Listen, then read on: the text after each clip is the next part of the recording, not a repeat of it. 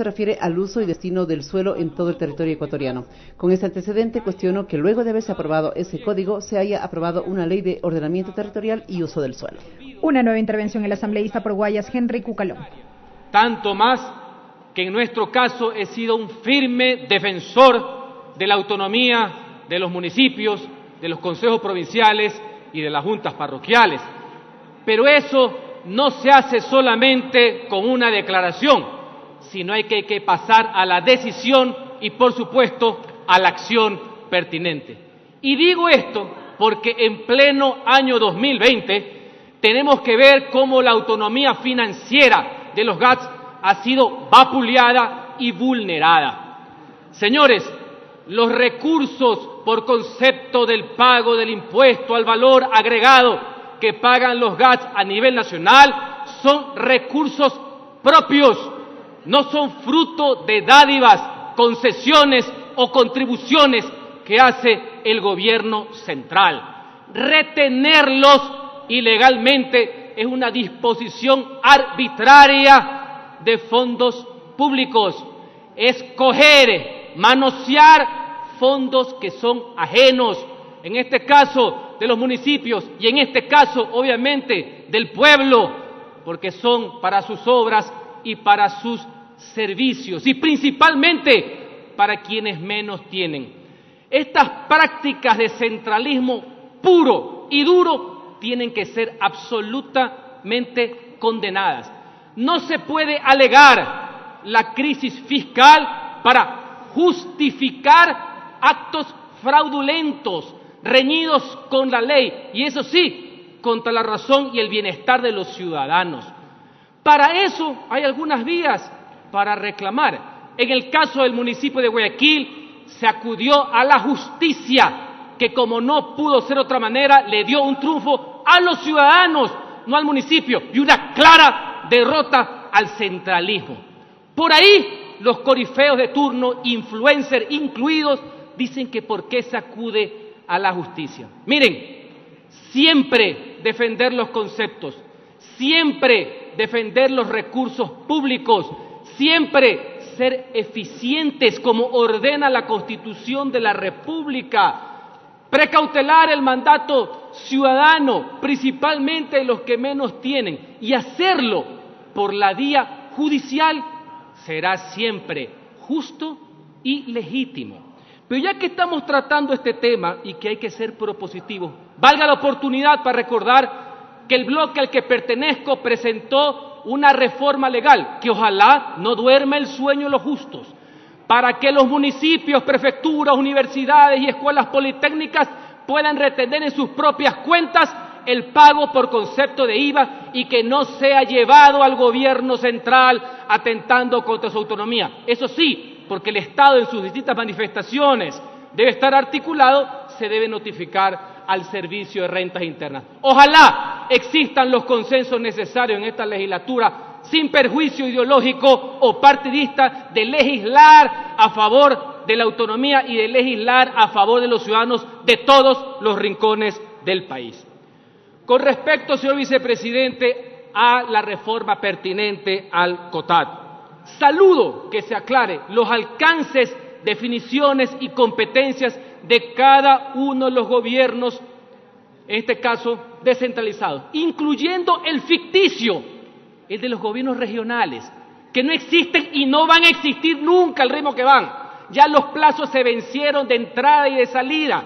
Ya quisiera que el pueblo se entere que aquí se quieren poner gobiernos regionales, con gobernadores y vicegobernadores y con parlamentos regionales. Ya quiero que la gente sepa ese gasto público que no se va a dar. Es una de las tantas ideas que no tienen sustento práctico porque no conocen la realidad y la calle, básicamente. Asimismo, pondero que el Consejo Nacional de Competencias previsto en el COTAD, ahora sí, tenga la facultad y competencia de verificar cuando un gobierno autónomo descentralizado no puede ejercer efectiva y eficientemente su competencia, que deje de ser declarativa para lavarse las manos, como sucede en muchas partes del país con el tema, por ejemplo, de los registros prediales, que siempre ha causado una honda preocupación al respecto. Es correcto que el Consejo de Competencias tenga esa facultad y me parece pertinente su debida inclusión. Asimismo, para garantizar la plena autonomía financiera, se están incorporando artículos donde se prevé la facultad que tienen los distintos niveles de gobierno para clasificar todo lo referente a cobro y exoneración de impuestos, y que las facultades coactivas de recaudación que estaban a nivel de ordenanza ahora tengan vigencia de lo que se denomina reserva legal, reserva de ley. Creo que es un avance absolutamente positivo. Un tema neurálgico de esta reforma es la eliminación, la derogación de la Ley de Ordenamiento Territorial, Uso y Gestión del Suelo. Una oda al centralismo. Así lo manifesté en la legislatura pasada y ahora nos volvemos a ver la cara, obviamente, en otras condiciones populares y políticas. Esta siempre fue una ley para ahorcar la autonomía que está prevista en la Constitución de la República. Sin embargo, siempre también soslayé la necesidad de incorporar disposiciones positivas, técnicas que contenían esa ley en mención y que sean parte del COTAD. Porque el COTAD, señores, si ustedes lo analizan, es absolutamente orgánico del nivel de competencias. Pusieron en una misma ley el día a día de los municipios, juntas parroquiales y prefecturas, cuando antes cada nivel de gobierno tenía una legislación indistinta, independiente. Aquí ha habido algunos exalcaldes que pueden darme la razón al respecto. Pero hay que entender que esto obedecía a una concepción de carácter estatista, una visión. Yo la respeto, no la he compartido jamás, pues eso ahorita está claramente definido en su derogatoria. Pero no se preocupen, toda la parte fundamental de la ley, que es técnica, no la parte orgánica de la superintendencia, está recogida, como bien lo han señalado algunos compañeros, en este proyecto de orden legal. ¿Por qué esta concepción y la inclusión de la superintendencia era manifiestamente inconstitucional? Y voy a precisar, porque el uso, control, regulación del suelo es facultad exclusiva, competencia exclusiva de los municipios de conformidad con el artículo 264 de la Constitución de la República. No es cualquier prestación de servicio, competencia exclusiva, ni siquiera compartida con otro órgano de gobierno. Por eso, la creación de la superintendencia en la práctica era un manotazo burocrático que solo creaba mayor gasto público innecesario, tomando en cuenta las fallas que podían tener, como de suyo existen algunos municipios del país. Hay que tener clara la prevalencia constitucional que significa competencia exclusiva y no compararla con otros servicios, porque no es lo mismo un municipio constitucionalmente autónomo que la prestación de una superintendencia de compañías o de bancos. Yo no niego la posibilidad de crear superintendencias por ley, pero no para el ejercicio que exclusivamente le corresponde a un gobierno, no una subsecretaría, que era el problema que tuvimos en los debates en la legislatura pasada, cuando algunos de la mayoría pensaban que los municipios eran unas agencias regionales dependiendo del control político de turno. No, gobiernos autónomos. Le voy a poner un ejemplo. La defensa nacional es una competencia exclusiva del gobierno central. Cuidado, mañana sale algún ocurrido aquí a querer tener una superintendencia del control de la defensa nacional, porque si no, no terminamos nunca, señores, y les puedo poner 20 ejemplos en ese sentido. Pues tiene bien, un minuto, asambleísta. existe una preocupación. ¿Dónde queda el control? Por supuesto que hay control. Primero, el de la Contraloría con facultad constitucional. Segundo, el de la justicia a través del Tribunal Contencioso Administrativo.